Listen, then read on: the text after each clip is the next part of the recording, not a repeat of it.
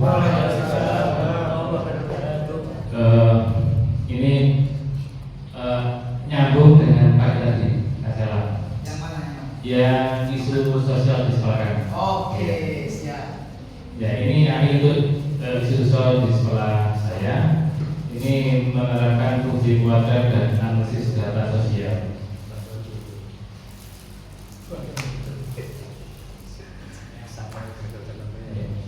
Ini menjelaskan penggunaan AI untuk mengatasi isu sosial di sekolah kita, menghubungkan fungsi keluarga dan analisis data sosial sebagai metode utama dalam pemecahan masalah tersebut.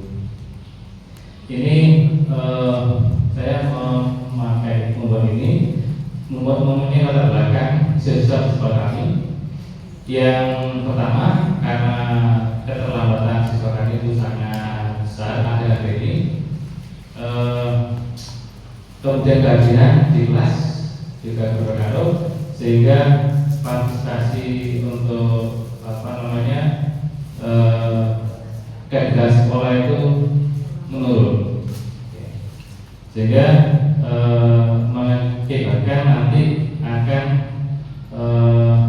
prestasi sekolah di bidang inter dan ekstra itu akan menurun. Kemudian hasil data kami pendekatan fungsi keluarga membantu memodelkan hubungan variabel sosial sekolah, mendukung analisis data sosial secara matematis untuk mengintervensi pola dan solusi masalah sosial secara akurat.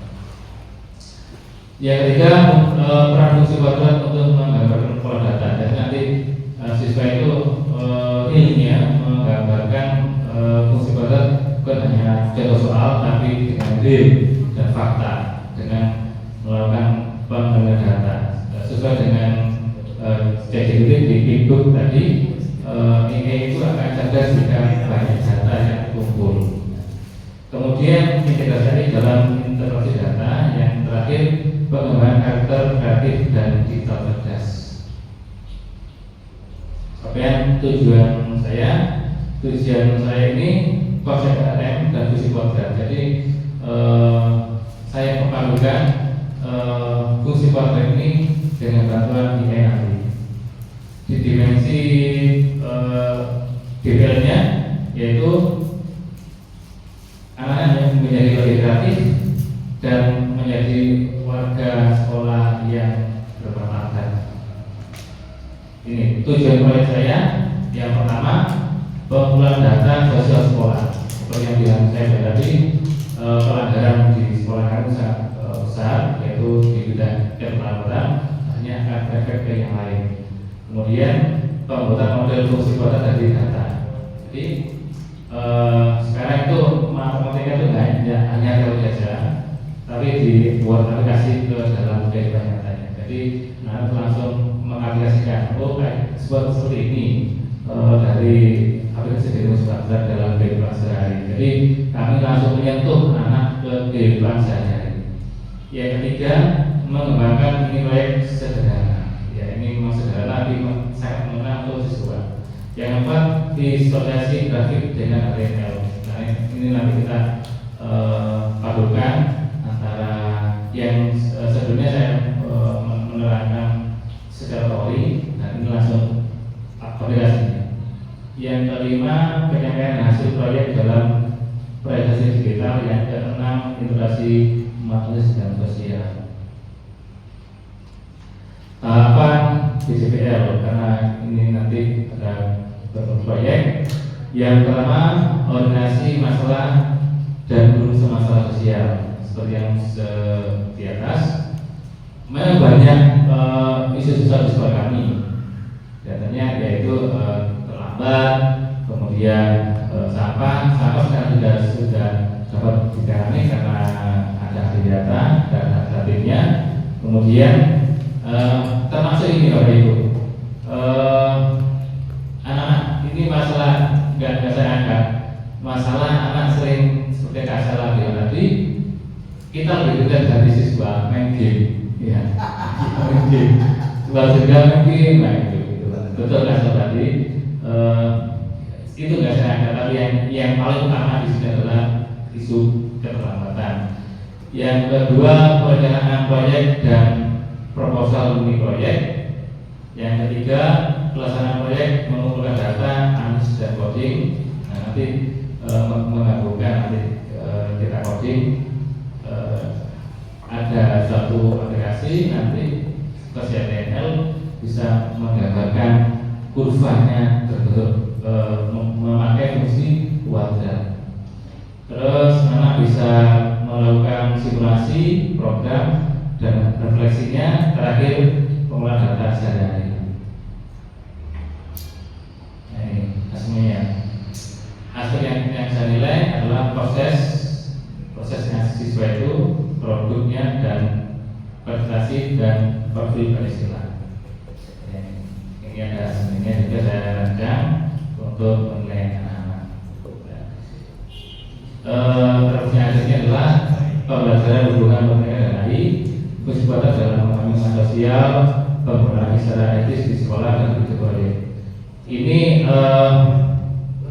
sebelumnya seperti yang saya sampaikan tadi, anak saya sampaikan kali dulu untuk menggambarkan fungsi kuadrat dan variabel fungsi kuadrat itu apa, fungsi A itu apa, B itu apa, C itu apa.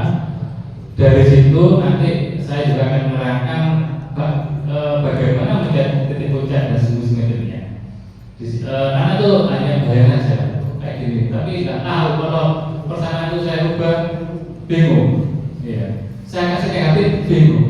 Gimana ya solusinya? Nah, akhirnya saya sedikit melakukan utek-utek. Ya, kakak lihat tangan saya.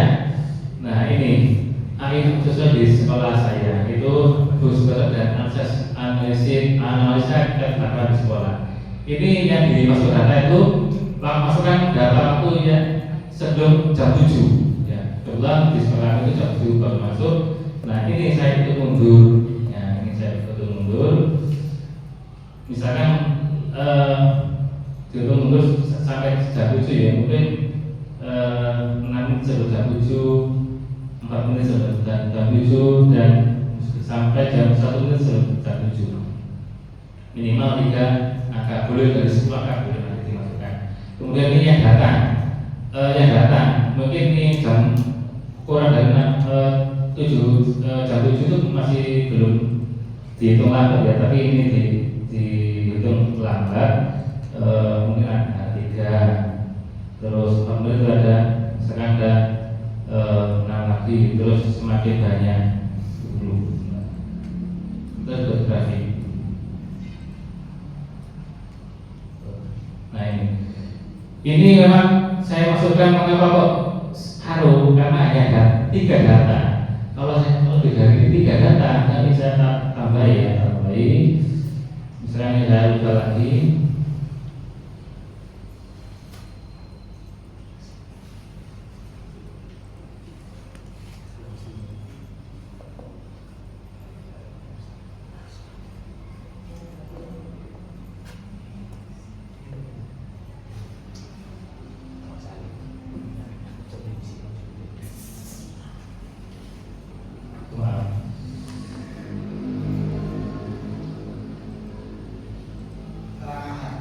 Ya, ini harus imbang. Nah, ini berbentuk dari parabola. Nah, ini di sini juga ada persamaannya. Nah, itu paham kayak gini persamaannya. Nah, ini ada persamaannya, fungsi kuadrat, terus elementing. Nah, ini elementingnya. A-nya ini berapa, -1, B-nya berapa, C-nya berapa. Sebenarnya nanti kalau saya ubah dalam teori itu nggak bisa. Hanya berapa itu sederhana tapi bingung. Terus juga diketahui titik puncaknya berapa, sumbu simetrinya berapa. Nah, ini juga di sini juga bisa disimulasikan. Sumbu simetri itu apa sih? Sumbu simetri itu sebenarnya itu yang teori dengan gambar ini kemarin sudah saya modelkan kemarin. Oh, sumbu simetri itu tengah-tengah apa ya? Iya, tengah dari gambar. Itu kalau dalam buku itu adalah statusnya, itu adalah sumbu simetrinya. Dan di sini anak-anak juga paham, oh kalau hanya bernilai negatif maka grafiknya akan melengkung ke bawah. Nah, kalau bagaimana seandainya saya ubah S-nya nilai A-nya itu itu berubah menjadi positif. Apa gambarnya hasilnya? Nah ini. Kemudian kemarin anak itu kooperatif, ini aja langsung di kooperatif itu.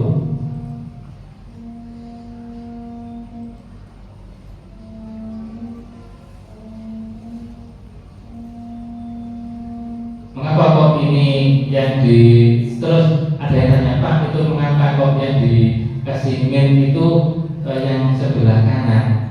Nah, ini karena yang sebelah kanan ini nggak ada yang terlambat, itu siswa atau orang. Kalau yang sebelah kiri yang dikasih negatif, kan nggak mungkin waktu negatif. Nah, itu ya. Kalau istilahnya itu adalah, nah ini bedanya seperti itu. Nah, kalau yang sana itu artinya itu orang. Kalau itu nggak ada yang terlambat. Kalau yang kiri itu menunjukkan waktu, kan nggak mungkin waktu bernilai negatif. Terus akhirnya di sini terbentuk A-nya itu bernilai positif. Ya ini di sini ya positif. Kalau positif aman. Kalau positif itu hanya positif, grafiknya akan melengkung ke atas. Itu aja sudah paham dengan gambar animasi ini, anak sudah memahami. Berarti mereka berkesimpulan kalau hanya lebih besar dari 0 itu adalah akan terbuka ke atas. Kalau hanya kurang dari 0 itu hanya grafiknya terbuka ke bawah. Kemudian anak juga nyari bagaimana mencari suku simetrinya. Nah, di sini kan suku simetri ini sudah bisa saya zoom. Jadi ini data vertexnya ini adalah bagian dari suku simetri dari puncak. Perlu saya informasikan, membuat sheet ini aja lah ya, tidak langsung jadi, perlu banyak referensi. Saya minta perguru lagi seperti ini. Ya, ini seperti yang Kak Sela bilang, kita harus banyak menggali informasi dan memperbanyak data supaya lebih menyempurnakan outputnya. Jadi apa yang kita inginkan, data yang kita masukkan itu sesuai dengan harapan yang kita sesuai dengan masukan. Ini aja 5 kali saya merevisi untuk studi. Kok kurang gini ya? Kok kurang gini? Sampai tadi Kak Sela, ini masih saya sebelum Kak Sela, sebenarnya ini sudah saya buat waktu Zoom itu Kak Sela. Iya, saya itu itu masih ala kadarnya. Oh iya. Terus saya masih lama saya nggak ada UCD. Nah, semakin karena tertekan waktu ini terus maju. Semalam juga sedikit saya isi, tadi sudah saya revisi Zoom. Nah, seperti ini kan saya hasilnya Zoom. Nah, seperti ini. Semalam saya minta duitnya itu dari itu. Tadi pagi waktu sesi pertama coba minta zoomnya, akhirnya ketemu zoom. Ini sebenarnya belum saya kurang sebulan lagi Kak Sela. Karena saya minta scroll down itu harus ada. Ini nggak ada masih di sini, tapi itu tidak ada. Kan kalau ada scroll down kan enak. Ini kan hanya di sini. Ya. Ini pembelajaran saya kemarin waktu membahas nafsi kuadrat. Mohon maaf sekiranya dari saya sekian. Terima kasih. Assalamualaikum warahmatullahi wabarakatuh.